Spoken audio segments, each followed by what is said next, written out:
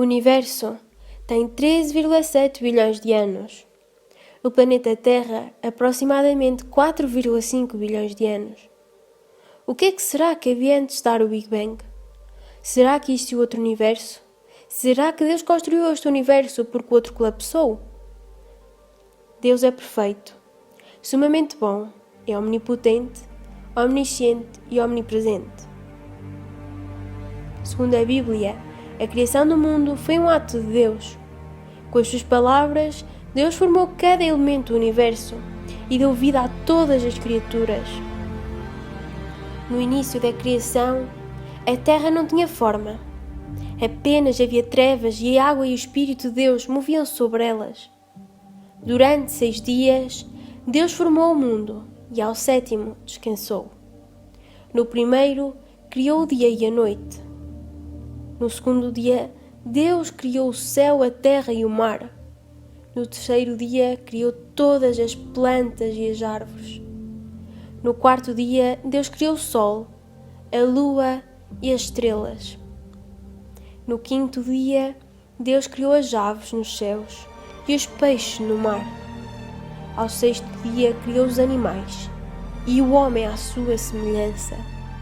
Ao 7º dia, Deus viu a obra que fez, viu que ficou bom e descansou.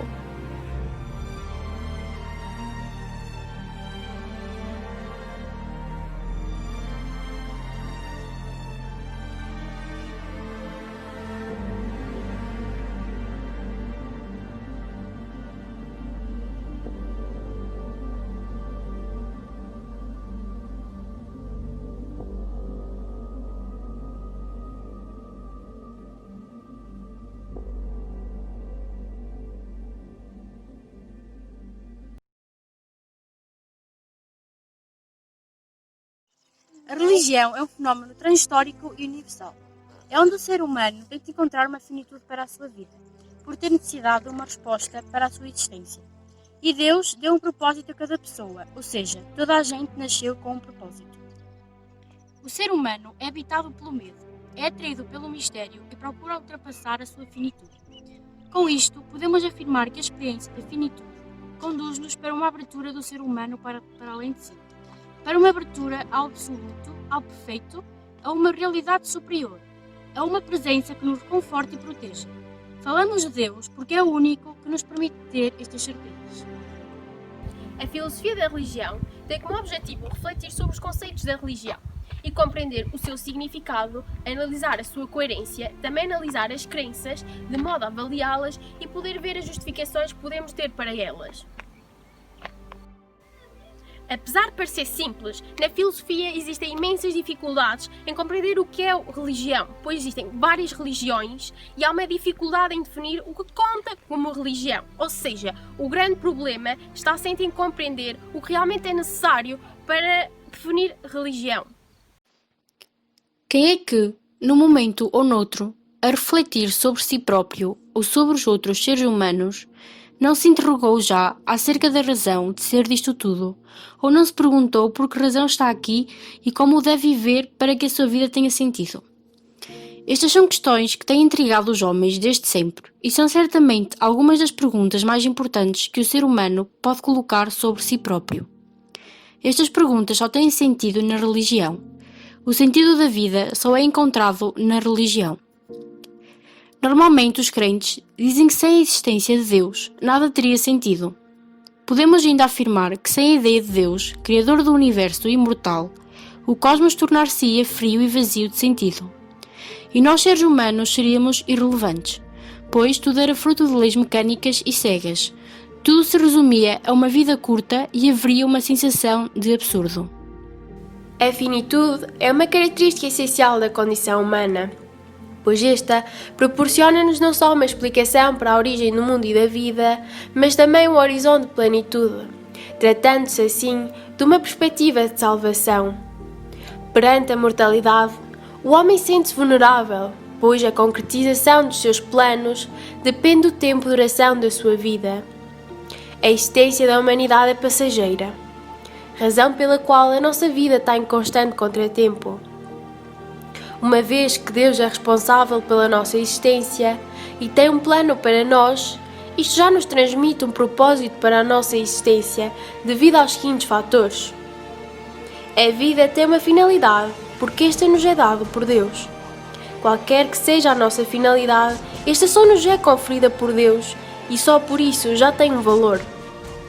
A finalidade da vida só é alcançável porque temos almas imortais.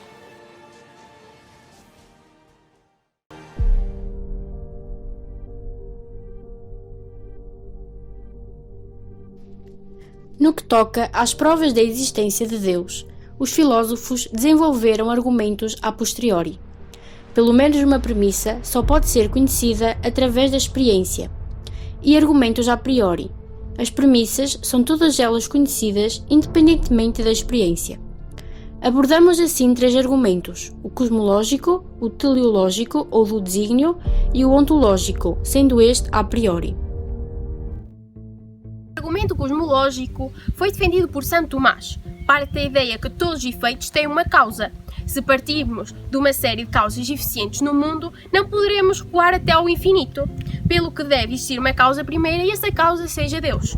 Este argumento foi criticado por ser autocontraditório, ao defender que não há causas que não tenham sido causadas e existir uma causa que não foi causada, por pressupor que não há uma regressão infinita na série de causas e efeito em relação ao passado. Isso nada adianta justificar a existência de Deus. O argumento do desígnio foi defendido por William Pell. Sustenta a ideia de que a complexidade, a ordem, a harmonia, o engenho e a finalidade dos seres e fenómenos naturais provam que eles foram concebidos por um Criador inteligente, Deus. As objeções a este argumento são deste se basear numa fraca analogia, pois a semelhança entre objetos naturais e artificiais não é uma semelhança entre aspectos verdadeiramente relevantes. O argumento ontológico procura demonstrar a existência de Deus com base exclusivamente na definição de essência. Foi desenvolvido por Santo Anselmo e Descartes. Tal argumento considera que Deus possui todas as qualidades num grau máximo de perfeição. Sendo mais perfeito existir do que não existir, então Deus existe necessariamente. A crítica a este argumento foi que conduz a consequências absurdas, como concluir-se que uma ilha perfeita existe só porque pensamos nela. Kant criticou este argumento, pressuposto que a existência é só uma propriedade, e acusa com a fragilidade da existência do mal. Deus criou o mundo em 6 dias e ao 7º descansou. Deus criou o nosso planeta Terra. Deus criou cada planta, cada árvore, cada pedra, cada cutícula de água, que vai desde a nascente até ao oceano. Deus criou o mundo perfeito. E que respeito é que certas pessoas têm pelo nosso planeta? Será que o dinheiro está acima de qualquer coisa? Para haver bem-estar na humanidade, o nosso mundo tem que estar bem.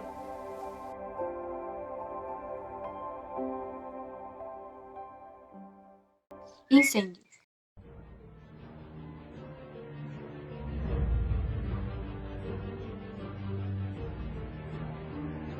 Poluição.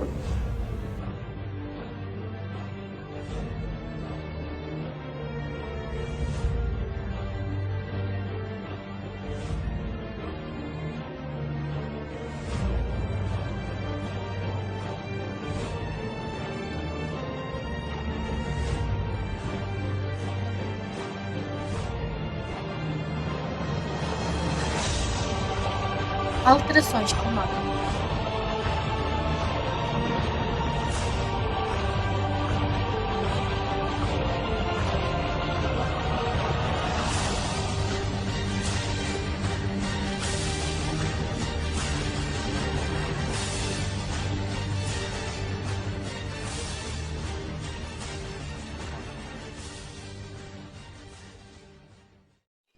As alterações climáticas, infelizmente, estão presentes no nosso mundo, porque mais uma vez o ser humano não se dá conta que está errado.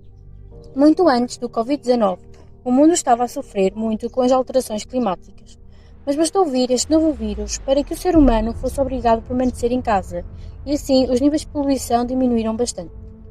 Os animais saíram dos seus habitats escondidos e os buracos da camada de ozono fecharam nos polos. e creio que este vírus não apareceu por aqui. Deus descansa, mas não dorme. Isto foi uma aprendizagem para o ser humano. Teve que haver um reequilíbrio. Muita gente morreu e ainda vai morrer muita gente. Mas muitas vidas vão nascer, com outra consciência, com outros olhos de ver o nosso planeta. Os ambientalistas são indivíduos que atuam sozinhos ou em grupos organizados, cujo principal objetivo é proteger e conservar o meio ambiente. Geralmente, os grupos ambientalistas estão organizados e estabelecidos como ONGs, organizações não governamentais.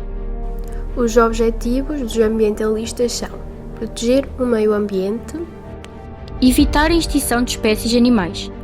Muitos grupos ambientalistas atuam em defesa de determinadas espécies de animais, por exemplo. despertar as pessoas e governos a respeito da necessidade de preservação do meio ambiente, Combater ações de desmatamento e poluição ambiental. apresentar propostas alternativas de desenvolvimento sustentável, Apontar e combater ações que estão a promover as alterações climáticas no nosso planeta.